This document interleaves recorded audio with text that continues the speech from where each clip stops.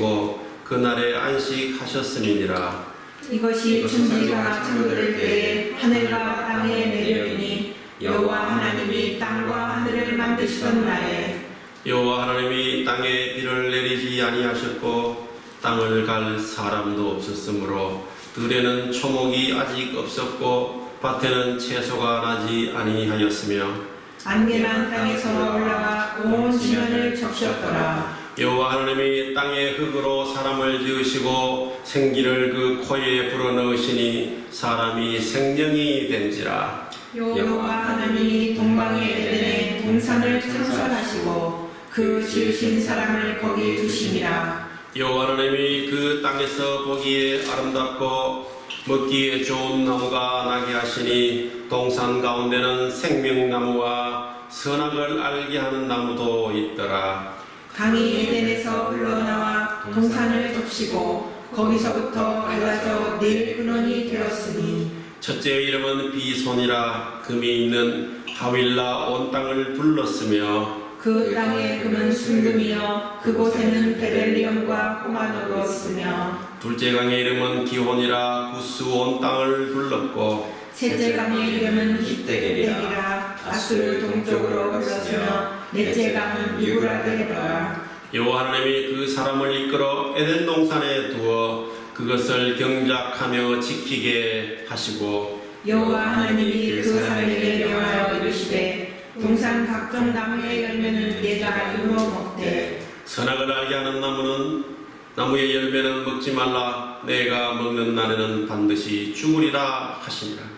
여호와 하나님이 이르시되 사람이 혼자 사는 것이 좋지 아니하니 내가 그를 위하여 돕는 배필을 지으리라 하시니라.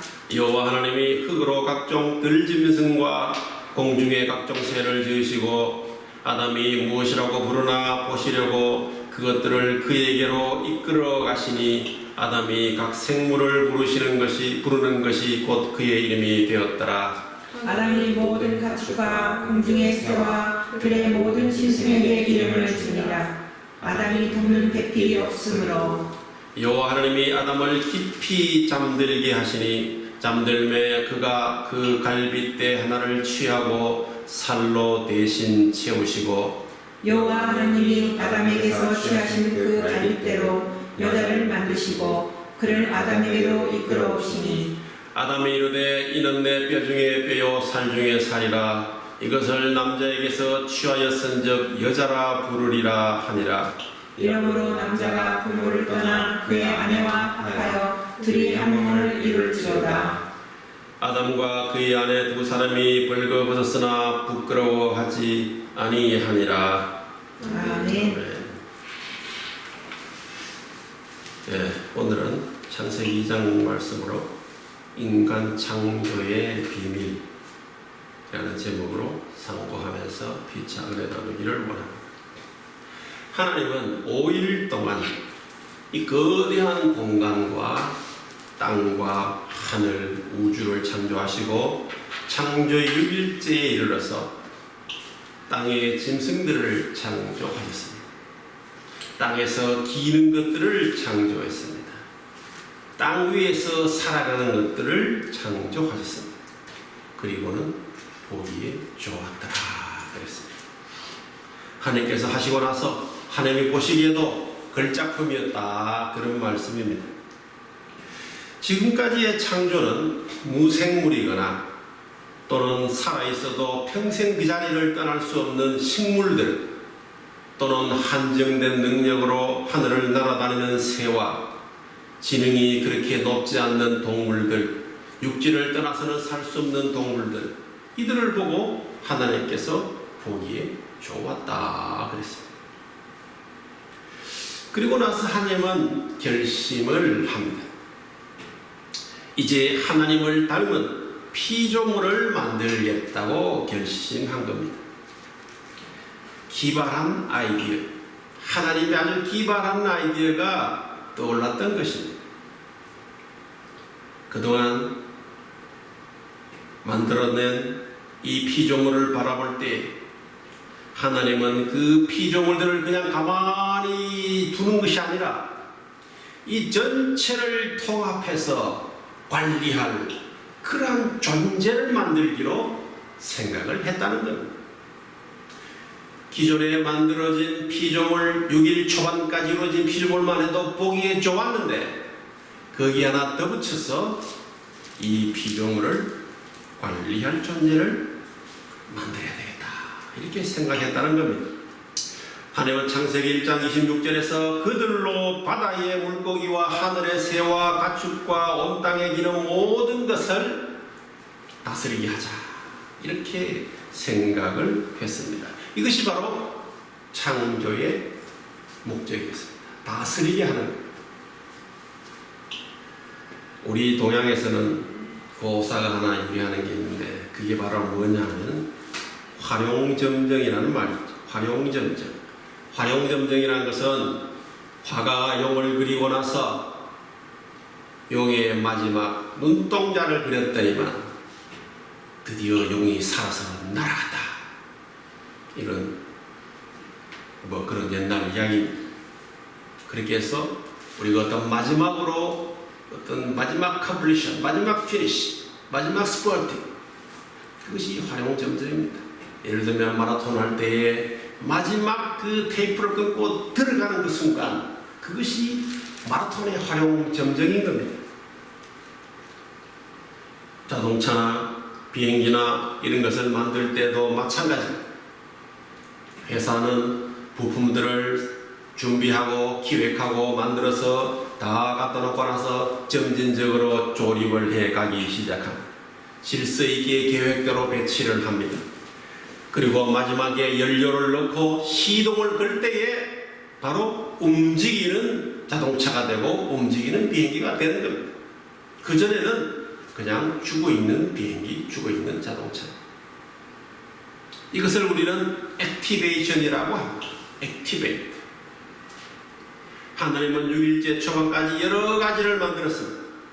그리고 마침내 그동안의 모든 피조물에게 활용점정을 하기로 했다는 겁니다.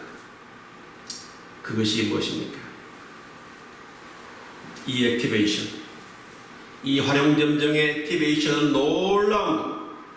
이 지구 전체가 바로 이 활용점정, 사람을 통해서, 사람을 만드는 것을 통해서 이게 시작이 된 것입니다. 큰 기차가 움직이기 시작하는 것처럼 하나님이 사람을 창조하는 것으로 인해서 이 지구는 살아 움직이기 시작했다는 것입니다. 그리고 그것은 바로 하나님이 인간을 창조하심으로 시작이 되었다는 것입니다. 그것은 그림에 점을 찍는 방법이 아니라 인간 창조로 시작되었습니다. 창세기 1장 28절에서 생육하고 번성하여 땅에 충만하라. 바다의 물고기와 하늘의 새와 땅에 움직이는 모든 생물을 다스리라고 했을 때 이것은 피조된 인간에게 주신 하나님의 명령입니다. 창조한 인간에게 처음으로 명령하는 것.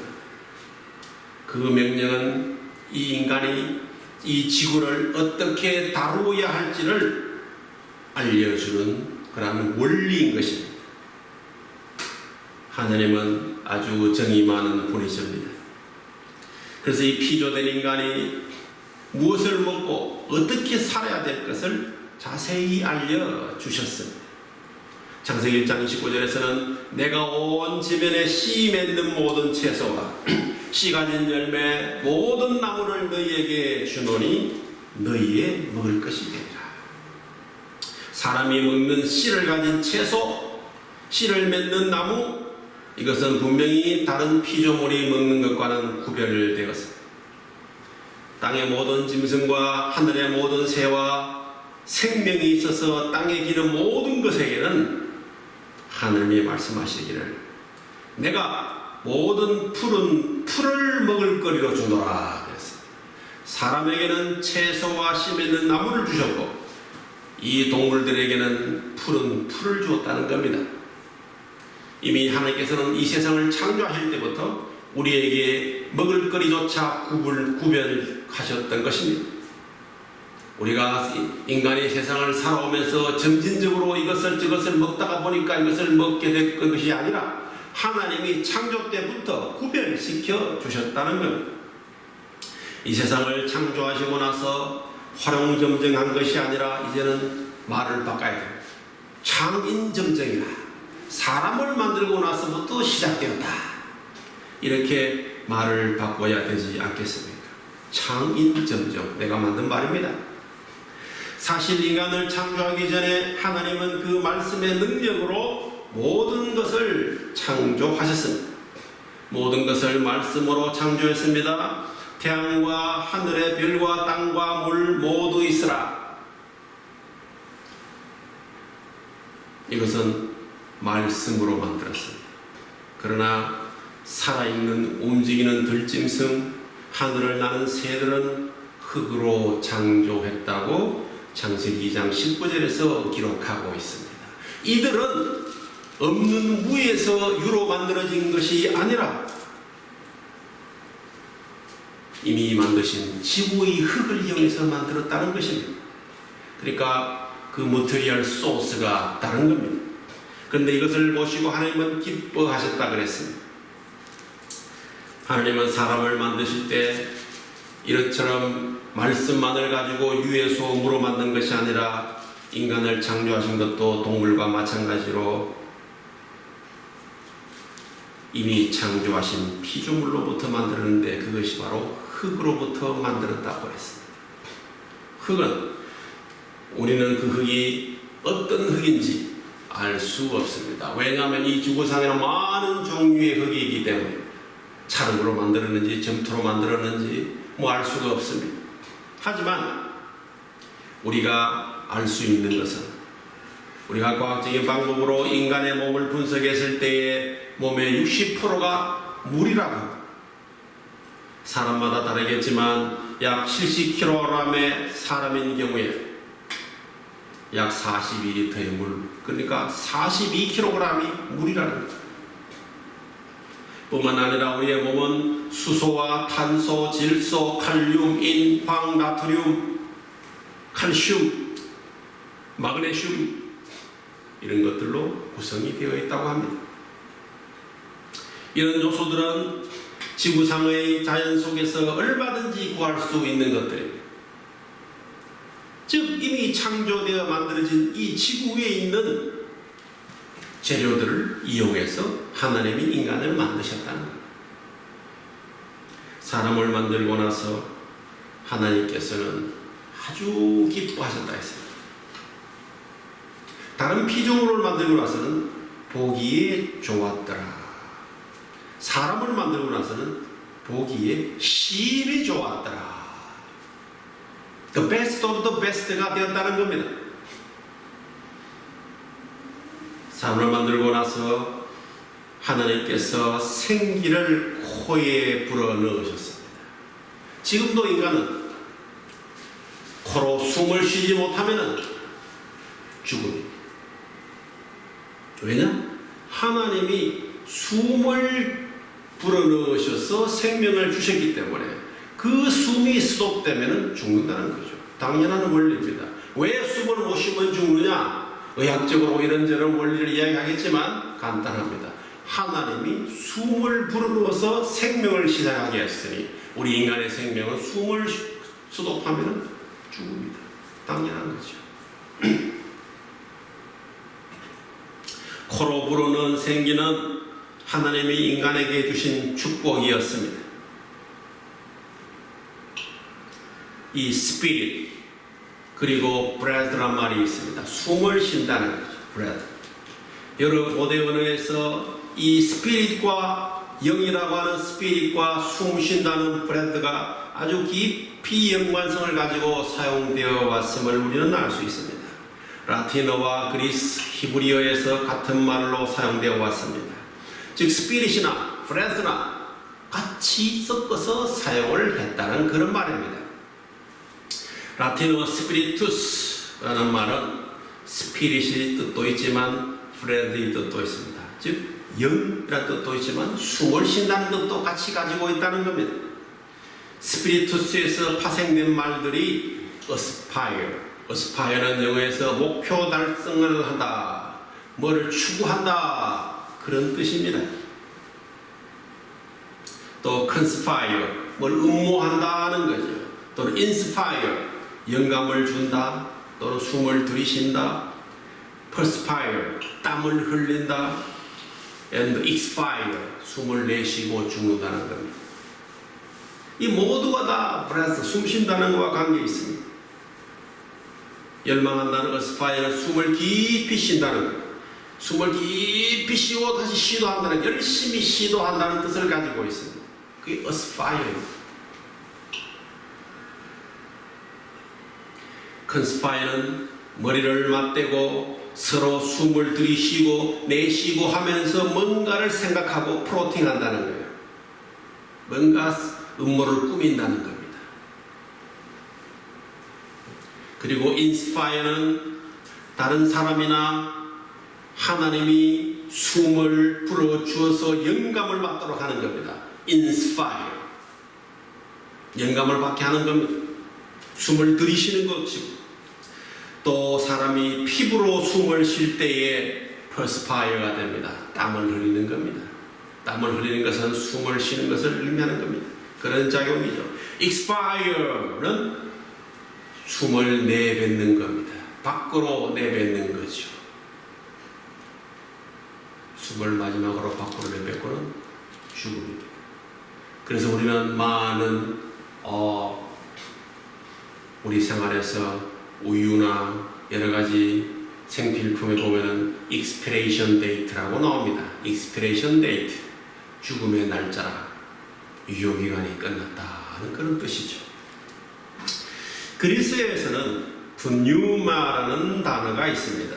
이것이 바로 스피리투스에 상응하는 말입니다. pneuma.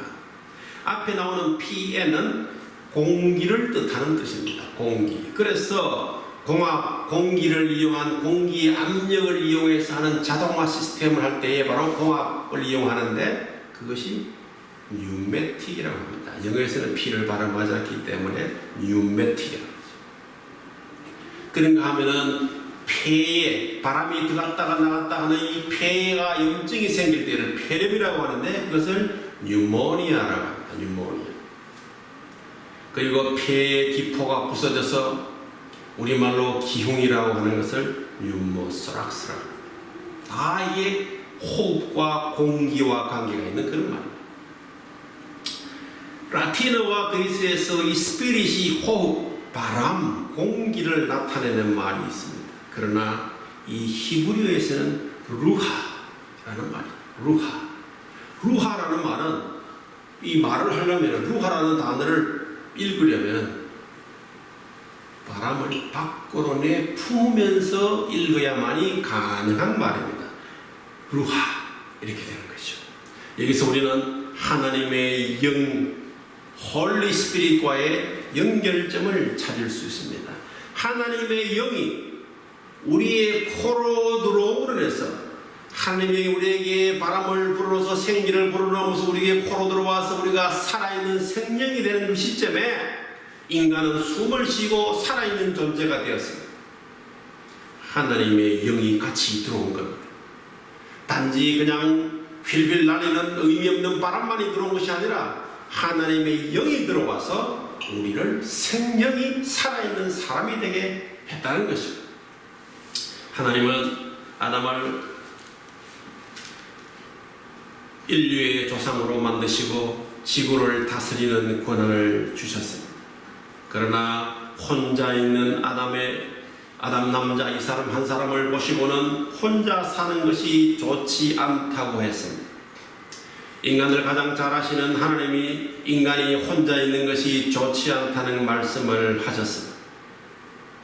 지금 우리가 이 코로나 바이러스 때문에 격리되어서 집안에 있습니다. 그래도 우리는 복된 것이 이렇게 할아버지, 할머니, 엄마, 아빠, 손녀까지, 조카까지 이렇게 있으니까 그래도 외롭지 않습니다. 지금 이 시점에서 혼자 집에 거주하는 사람들은 얼마나 외롭고 격리된 마음이 있겠습니까? 왜 그럴까요? 왜? 하나님이 말씀했습니다. 혼자 사는 것이 좋지 않다고. 하나님이 사람을 만들 때에 혼자 사는 것이 좋지 않도록 만들었습니다. 그렇기 때문에 하나님은 그것을 보시고 대책을 세우기로 하는 겁니다.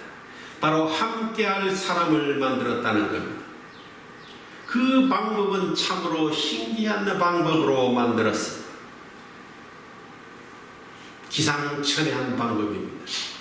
아담이 자는 동안에 그를 깊이 잠들게 한 후에 갈비뼈를 꺼내어서 그 뼈를 통해서 여자를 만들었다는 겁니다. 남자는 지구에 있는 흙으로 만들었지만 여자는 남자의 갈비뼈로 만들었다는 겁니다.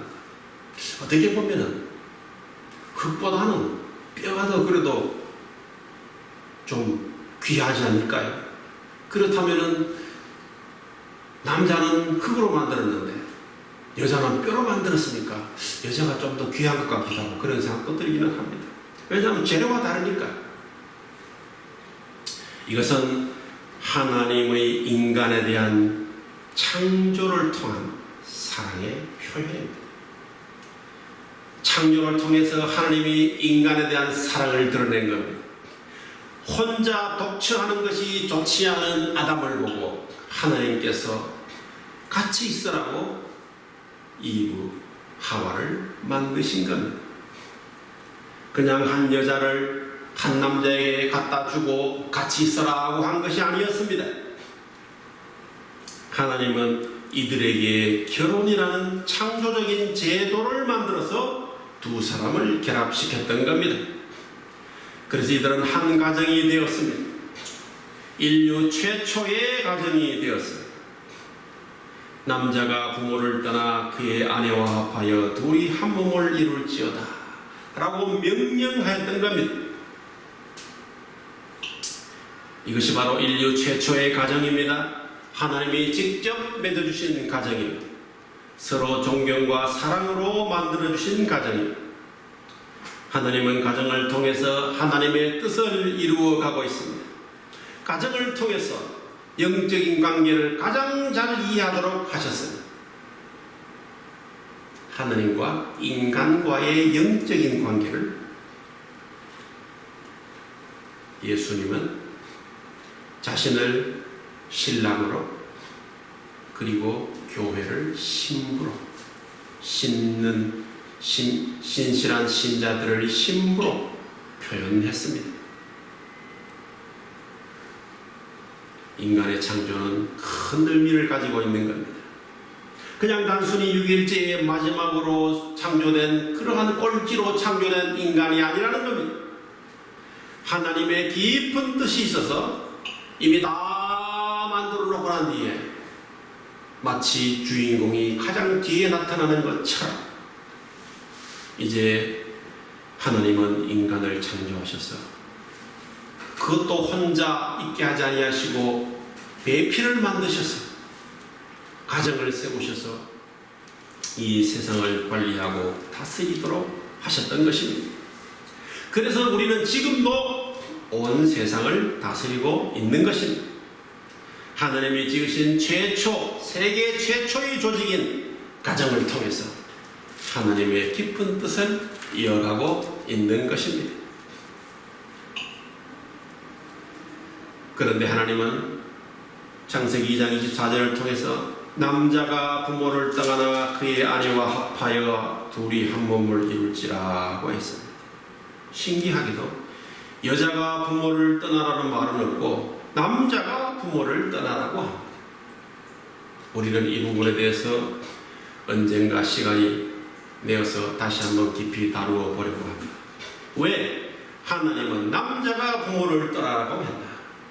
왜 여자가 부모를 떠나 시집가라고 하지 않고 남자가 부모를 떠나 장가들라고 했는가를 한번 성경적으로 상고할 기회가 있기를 원합니다.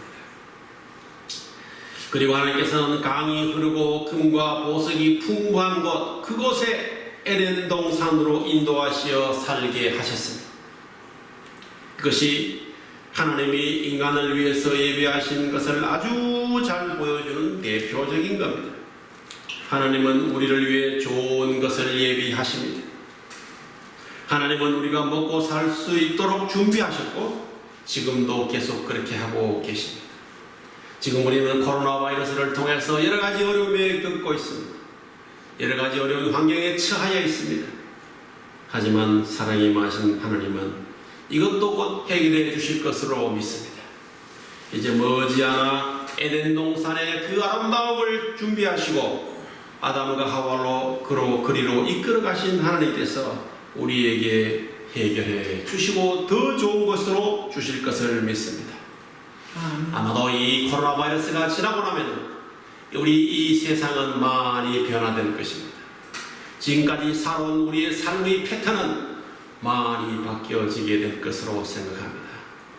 여러 가지의 관습이 바뀔 겁니다. 여러 가지의 제도가 바뀔 겁니다. 여러 가지 그동안은 상상하지 못했던 것이 이제는 아주 당연하게 받아들이고 생활하게 될 것입니다. 이제 시작됐다는 것입니다. 우리 이제 세상은 바뀌어지고 있습니다. 바이러스가 우리에게 주는 것은 나쁜 것이지만 우리는 그것을 통해서 새로운 환경과 새로운 세상을 건설하게 되는 시발점을 이제 점화했다는 것입니다. 우리는 지금 그게 무엇인지 확실히는 알 수 없습니다. 그러나 분명히 바뀐다는 것입니다. 분명히 세상은 바뀌게 되어 있습니다. 자, 이것이 인간 창조의 비밀입니다. 하나님은 인간 창조의 마지막 점을 찍는 점정을 하였던 것으로 마무리했습니다. 우리는 중요하게 태어난 사람입니다. 우리는 하나님으로부터 의미를 받고 태어난 사람입니다. 우리는 자존감을 가지고 살아야 됩니다. 우리는 중요한 것입니다. 우리는 어떤 어려움도 이기고 승리할 수 있습니다. 창조의 원리와 함께 늘 승리하는 저와 여러분이 되시기를 하나님의 이름으로 축복합니다. 아멘. 기도하겠습니다.